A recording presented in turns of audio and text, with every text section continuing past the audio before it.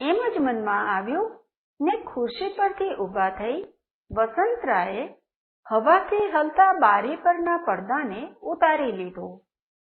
પડદો ઉતારવાની સાથે જ અધમણ તડકો આવતોકને ઓરડામાં પડ્યો. હવે શું કરવું? વસંતરાયની ચામડી એવી નાજુક હતી કે પોષ મહિનાની મોડી સવારનો આટલો તડકો પણ એમનાથી ખમાતો નહોતો. ચામડી માંડી તડતડવા અને એની સાથે જ દાજુ થઈ ગયેલા વસંતરાયે બૂમો પાડવા માંડી, કોઈ ઘરમાં છે કે નહીં? આ જુઓ, અધમણ તડકો આવી પડ્યો છે, છેક મારા ઓરડામાં. ઝટ સાવરણી લાવો ને બહાર ભંગોળી દો. વસંતરાયની બૂમો સાંભળીને તરલિકા દોડતી આવી સાવરણી સાથે. શું થયું બાપુજી, શું થયું? અરે બેટા, જોને આ અધમણ તડકો. તો તમે સાવરણી શું મંગાવી? સાણસી પણ નહીં, સાણસો જોઈશે, સાણસો. બા, ઓ બા, ઝટ ઓછો વહીના ત્યાંથી સાણસો લઈને આવ, તડકો ભરાઈ ગયો છે આપણા ઘરમાં. તરલિકાનો અવાજ આમેય મોટો હતો અને અત્યારે તો પરિસ્થિતિએ પાછી તંગ હતી, એટલે તરલિકા કૂદકો મારી ખુરશી પર ચડી ગઈ અને વસંતરાયને પણ કહ્યું, બાપુજી, ઝટ પલંગ પર ચડી જાઓ. બિચારા વસંતરાય ધોતિયું પગમાં લપેટાયેલું તોય દોડ્યા. સહેજ પડવા જેવા થયા પણ પાછી જાત સંભાળી લીધી અને ચડી ગયા પલંગ પર.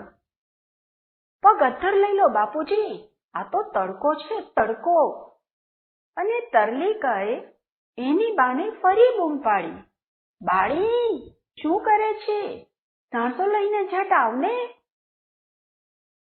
બા કાને બહેરી, તે સાંભળે કઈ નહીં, પણ આપણા ઉચ્છવલાના કાન કહોની કૂતરા જેવા સરવા.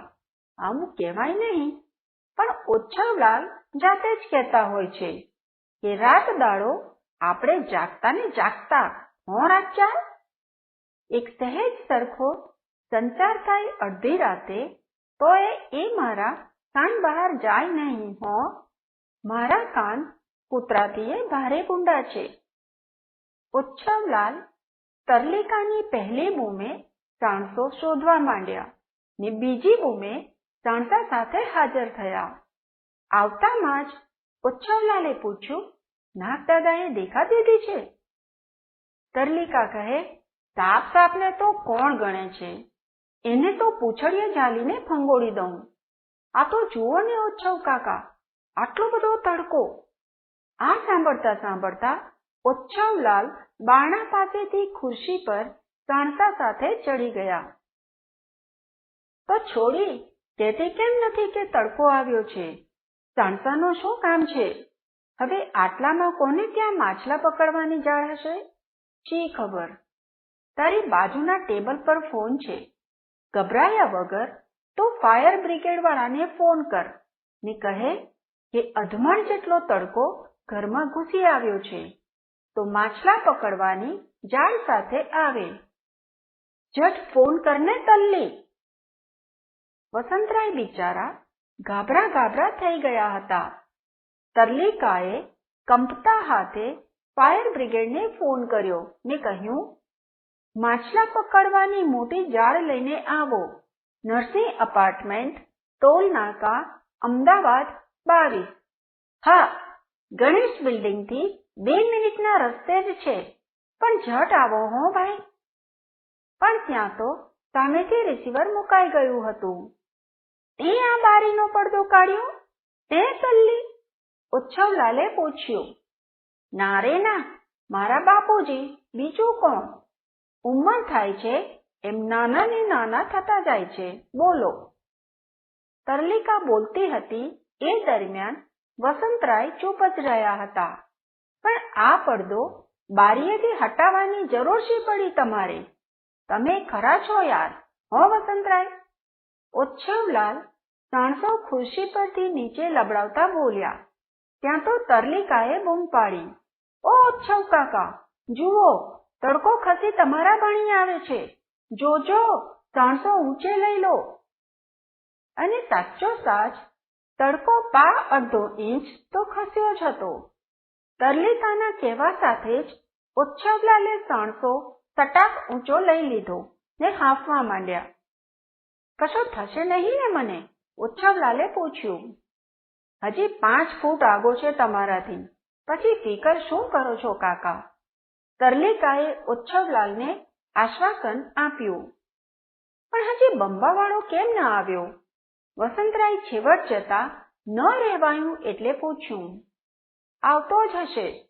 લ્યો, સાયરન સંભળાય છે બંબાની.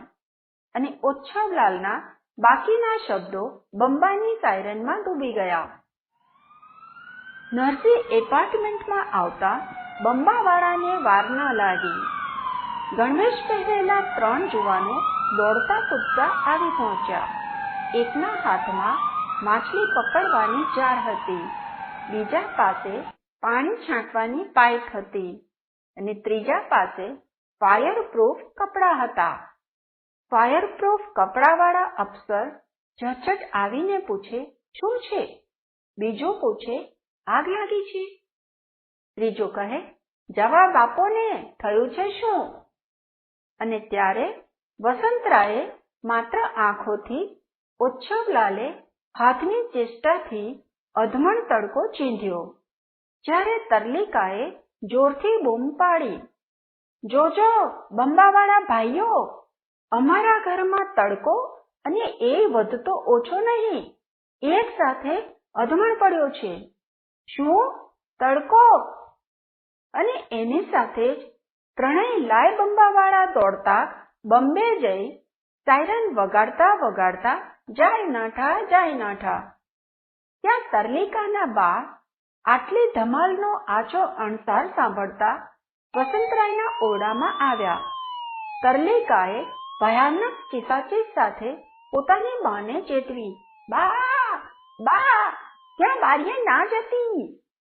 વસંતરાય પણ હાંફળા ફાફડા થઈ કહેતા હતા, તમે સાંભળો છો તરલિકાની બા, ત્યાં તડકો છે. ઉચ્છવલાલને તડકાથી દાઝીને ભડથું થઈ ગયેલા એક સાથે અનેક માણસો સાંભળ્યા અને એમણે આંખો મીચી દીધી. બિચારા બહેરા ભાભી આ તલ્લીને પરણાવવાના કોર સાથે જશે. હે રામ!